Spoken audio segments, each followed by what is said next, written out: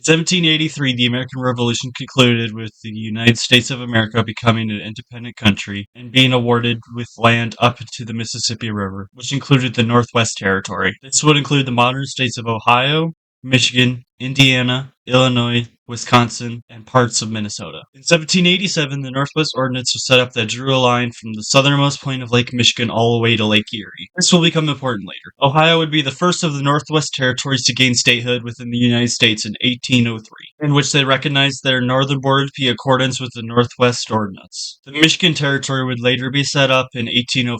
Then, later on, the surveyors realized that the tip of Lake Michigan was further south than they originally anticipated. This new surveyed line would include the land that would later become known as the Toledo Strip. This would kind of upset the Ohioans as they wanted the town of Toledo, as it was the head of a few important rivers as well as on Lake Erie. In 1817, the Surveyors General and former Ohio Governor Edward Tiffin sent a guy named William Harris to fix the territorial line. And by fix, I mean make it fit the original Ohio Constitution. You know, the one before they realized that the tip of Lake Michigan was more further south than expected. The governor of Michigan protested this surveying effort and went to the President of the United States with his issue. Hold on a second.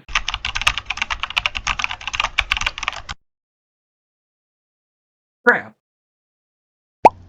President being James Monroe at the time. A second surveyor named John Fulton was sent out by the government to resurvey the boundary line. The two were respectively called the Harris Line and the Fulton Line, which were about 8 miles apart. Governor Cass of Michigan tried to compromise with Ohio, giving them Toledo in exchange for some land in the northwest of Ohio, but this was rejected. Then someone discovered some issues with the Fulton Line and a new one was ordered. The surveyor that would fill this job would be a guy named Andrew Talcott. The Talcott Line follows a similar, if not exact same path as the Fulton Line, which to me makes it seem like a waste of time and money. The Senate would eventually pass a bill that would uphold the Ohio interpretation of the boundary line and refuse admittance of Michigan as a state until they agreed to the compromise. In return for Michigan accepting the Harris Line border with Ohio, Michigan would be given about 2/3 of what we now call the Upper Peninsula. This was rejected by those in Michigan because they thought it was uninhabitable, while those in the Upper Peninsula didn't really like it either. In spring of 1835, surveyors from Ohio were resurveying the Harris Line. While they were doing so, some authorities from Michigan were arresting those who were surveying around the Toledo Strip. Then they surveyed some land near Lyon, and when troops from Michigan approached to arrest them, some were able to escape, while others were arrested. Some sources claim the Ohioans were attacked by Michiganders, and some sources say that the Michiganders were attacking because the Ohioans reached for rifles. This would eventually go down as the Battle of Phillips Corner. Resistance against Michigan authorities would continue for a little while after. This would eventually lead to a guy named Tu Stickley,